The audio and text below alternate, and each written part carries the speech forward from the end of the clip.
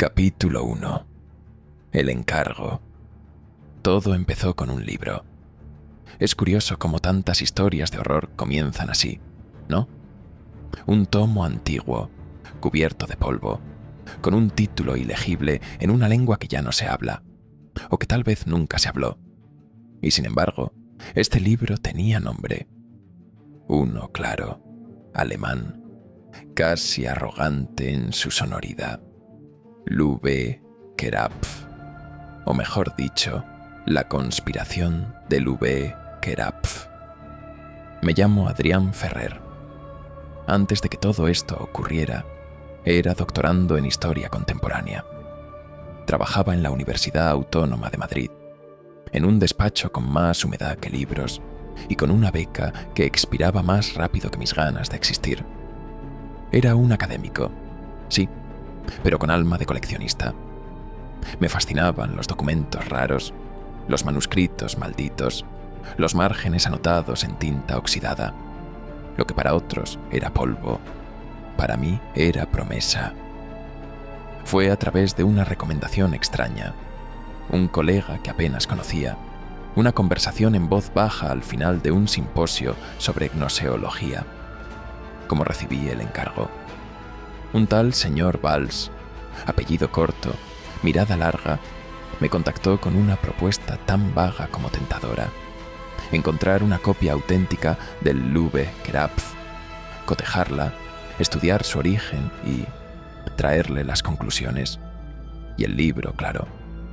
La mayoría de las ediciones son falsas, me dijo en una cafetería del centro, mientras revolvía su té como si removiera un pozo. Pero hay una de la primera tirada, Viena, 1839. Encuéntrala, y su nombre vivirá en círculos que ni sospecha. Le pregunté por qué no acudir a expertos más consolidados. Me sonrió como se sonríe a los necios. Porque los consolidados ya han sido comprados. Me ofreció una suma tan generosa que me reí. Al principio. Luego me callé. Luego acepté. Capítulo 2. Tinta dormida. La búsqueda me llevó primero a Viena. Un rastro de citas borrosas en catálogos de bibliotecas, un par de cartas personales escaneadas en archivos digitales y el testimonio dudoso de un librero húngaro que decía haber tenido en sus manos una copia con olor a cripta. Pero fue en Praga donde las cosas cambiaron. En una subasta privada, organizada en los sótanos de una librería especializada en ocultismo esotérico, vi el ejemplar. No me dejaron tocarlo, ni fotografiarlo, pero bastó una ojeada para saberlo. El tipo de encuadernación, la oxidación del canto, las notas manuscritas en los márgenes. Ese libro había sido leído, usado, consultado como un grimorio, y era auténtico. No pude pujar. El precio se disparó como una plegaria blasfema, pero pude seguir al comprador. No fue fácil. Aquel hombre no era normal. Alto, seco, piel casi ceniza, ojos demasiado claros. Lo seguí por Praga durante 3 días. Nunca lo vi dormir, ni comer, solo caminar, por callejones, por museos, por cementerios. Al 4.º día me dejó acercarme. Yo no lo sabía aún, pero él sí. Tú también lo has leído, ¿verdad?, me dijo sin girarse. Perdón. El manuscrito. Lo has soñado. Por eso estás aquí. Se volvió entonces. Su cara tenía algo incorrecto, como si hubiese sido retocada a medias por una mano invisible. Lübbe Kerapf no es un libro, dijo. Es una instrucción, un mapa hacia algo que aún no existe, pero ya ha ocurrido. Le pregunté si me vendería el ejemplar. Se rió. y luego me lo ofreció gratis. Léelo, Ferrer. Luego sabrás por qué. Capítulo 3. Escritura viva. Me alojé en un hotel pequeño, alejado del centro de Praga. La habitación tenía un escritorio de roble y una lámpara amarillenta. Puse el libro sobre la mesa y lo miré durante largos minutos sin abrirlo.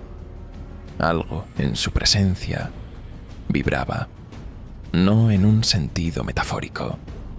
Literalmente vibraba, muy levemente, como un corazón viejo que aún no ha olvidado cómo latir.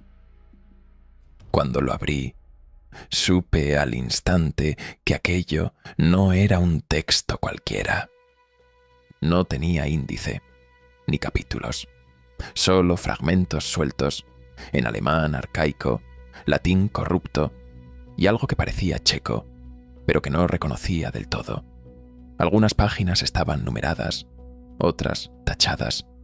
Algunas estaban escritas en tinta negra, otras en rojo, otras más, en algo que parecía grafito quemado. Las primeras noches no pude dormir. Las palabras se repetían en mi cabeza como una letanía. Soñaba con escaleras en espiral, con hombres sin rostro escribiendo en pizarras que se borraban solas. Soñaba con sonidos sin forma. Empecé a traducir, a lo bruto. Mi alemán no era perfecto, pero bastaba para captar ideas. La lengua no puede atrapar la estructura de aquello que no es lineal. Lo escrito se convierte en un acto de fe. Por eso el libro cambia. Lube no es un nombre, es una coordenada. Kerapf no es autor, es recipiente. Cada día que leía, algo cambiaba. Mis recuerdos eran menos nítidos. El teléfono no dejaba de sonar con llamadas que no quedaban registradas. Veía figuras en los espejos. Recibía correos en blanco desde cuentas que no existían. Y sin embargo, seguí leyendo, porque la historia empezaba a cobrar sentido. Había una conspiración, una que involucraba a académicos, cultistas, sociedades literarias, una que databa del siglo XIX, pero que se había reactivado en 2012 con la digitalización de ciertos archivos ocultos. Y en el centro de todo, una figura llamada el encajador, un editor invisible, un corrector de realidades. Capítulo 4. El culto de los márgenes. Descubrí que no era el único interesado en el manuscrito. Un día, al salir del hotel, noté que la cerradura de mi puerta había sido manipulada.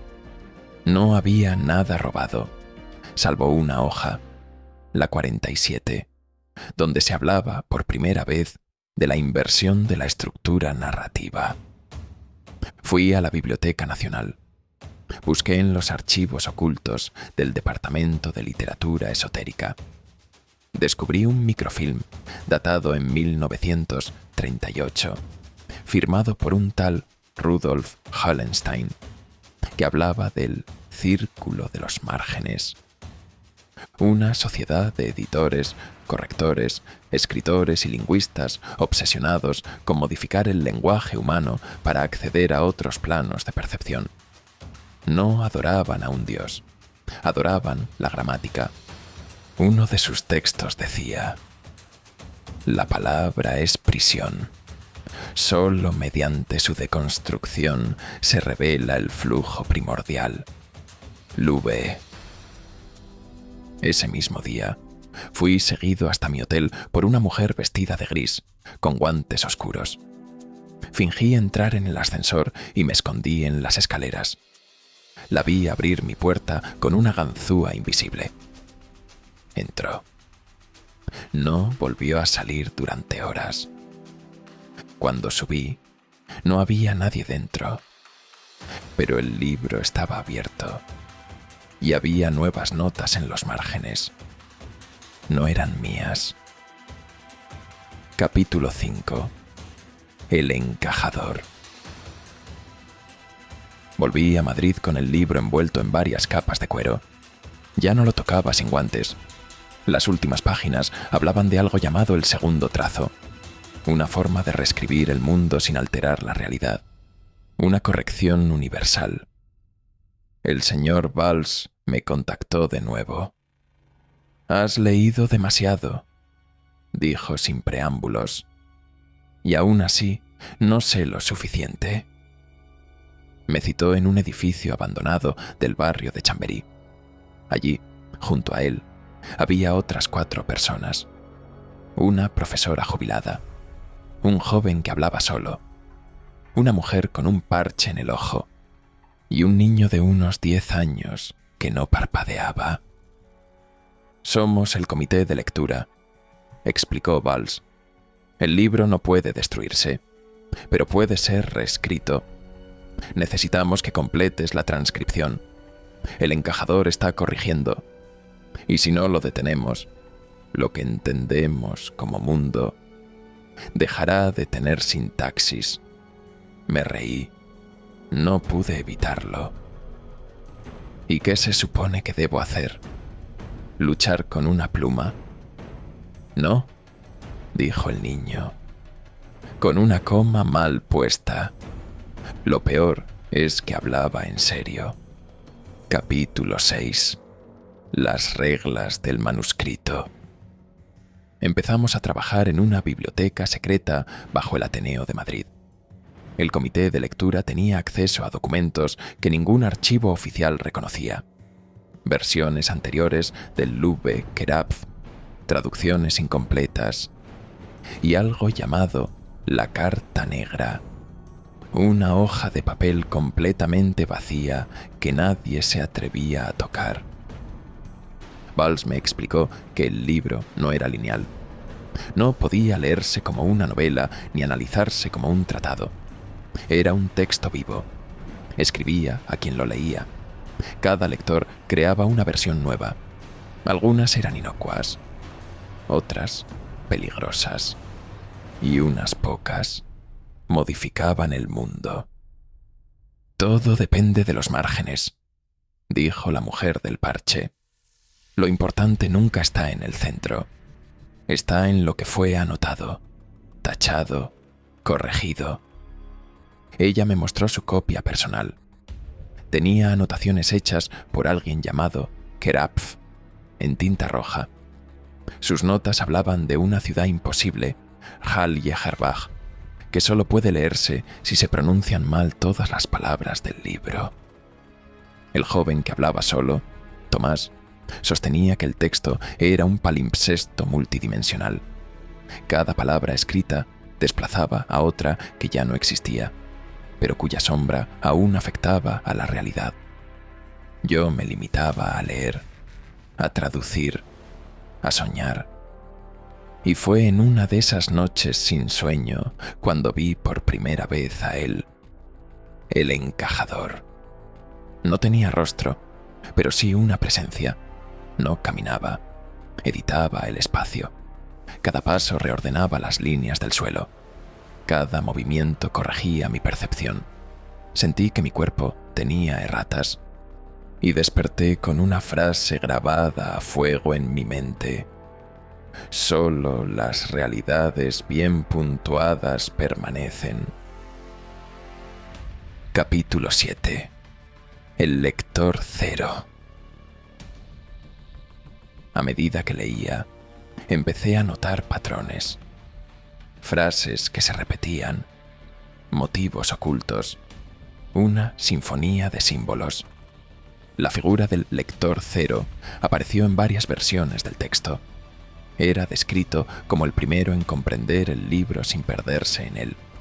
Un hombre, una mujer, un ente. Variaba según la versión, pero siempre tenía un rasgo común. Había dejado de hablar. ¿Y qué le pasó?, pregunté una noche. «Se convirtió en nota al pie», dijo la profesora jubilada sin pestañear. Tomás creía que el lector cero era real. Un antiguo filólogo, Johann Ritter, desaparecido en 1894 tras publicar una traducción definitiva del Lübbe Kerapf en un dialecto imposible. Seguimos su pista. Hallamos una caja de seguridad en una sucursal cerrada del Deutsche Bank. Dentro, un diario y una nota. He corregido la percepción. Lo que ves no es lo que hay, pero ahora lo sabes. Bienvenido al margen.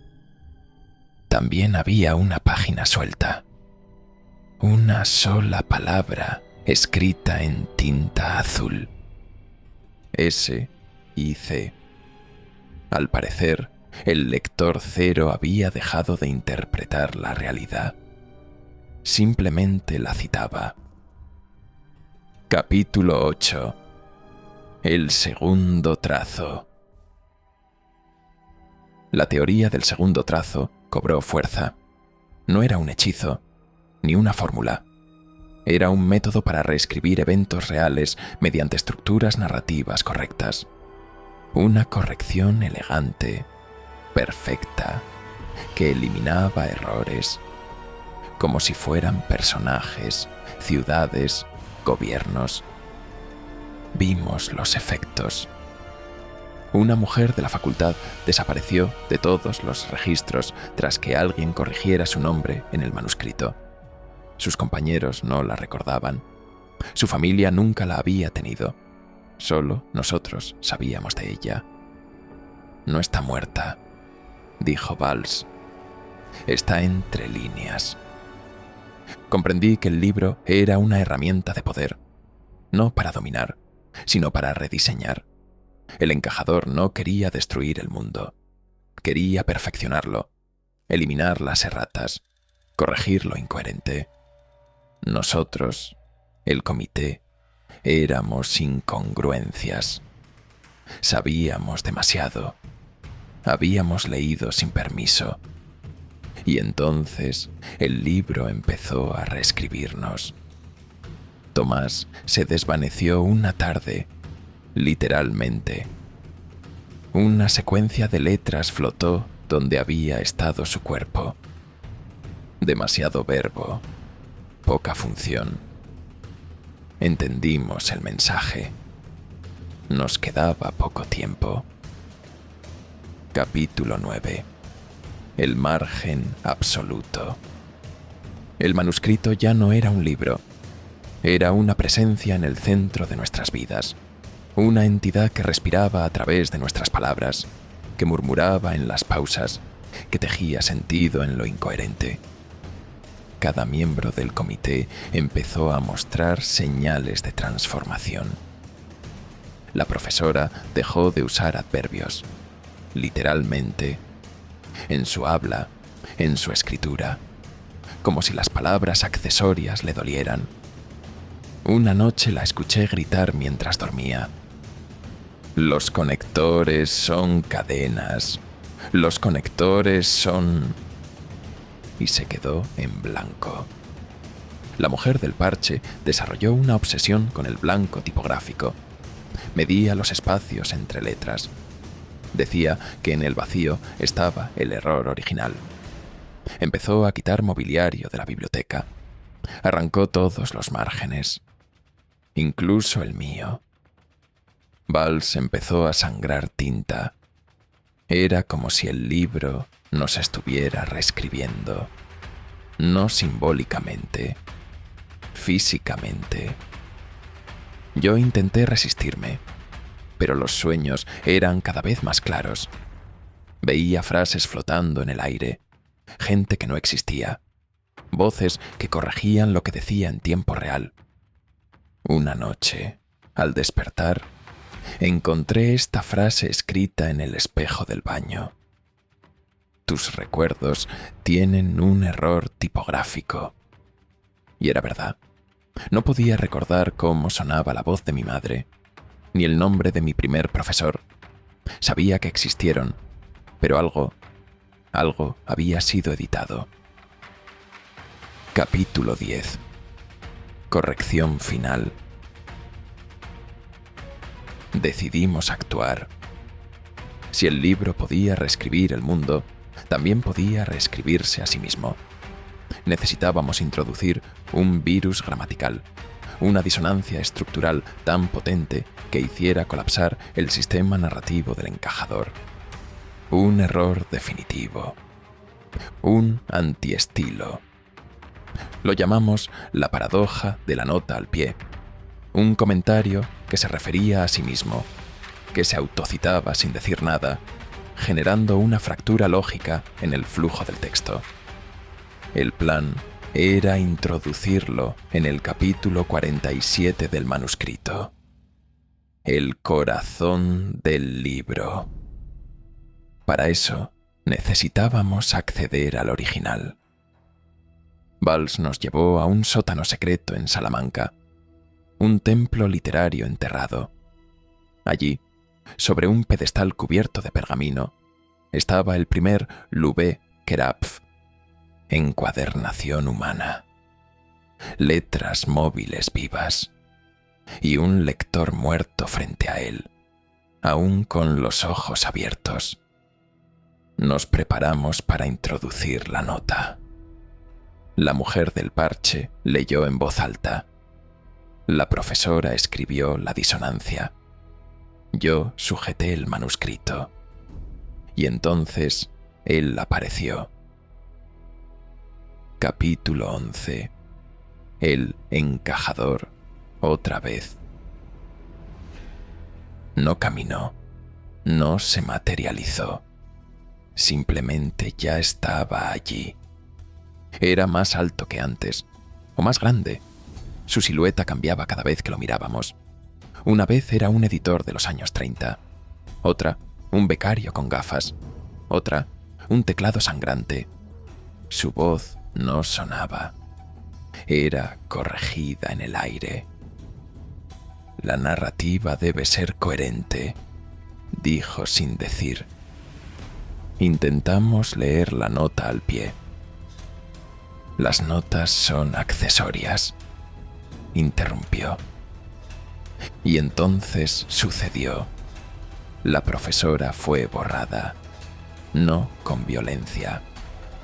Simplemente su frase fue interrumpida. La mujer del parche se fundió con el fondo, como si nunca hubiese estado. Valls gritó: «¡Córtalo! ¡Corta el flujo! Introduce una errata, Ferrer». Y lo hice. Reescribí una línea clave del capítulo 47. Añadí una coma. Una maldita coma. Y todo colapsó. Capítulo 12. Ruido tipográfico. La realidad se quebró. Literalmente. No fue una explosión. Fue una desedición. Como si todo a nuestro alrededor estuviera siendo devuelto a borradores previos. Las paredes se difuminaron. El suelo volvió a ser bosque. El aire dejó de tener oxígeno. El tiempo se volvió paréntesis. Y el encajador gritó. Pero no fue un grito. Fue una errata universal. Un chillido que no pudo ser pronunciado. Su cuerpo se deshizo en signos de puntuación. Puntos suspensivos, comillas, una ñ invertida. El libro tembló, vibró y se cerró solo. Valls cayó al suelo. Yo no caí. Seguí de pie, con el manuscrito entre las manos. La nota al pie aún ardía en la página, pero ya no decía nada.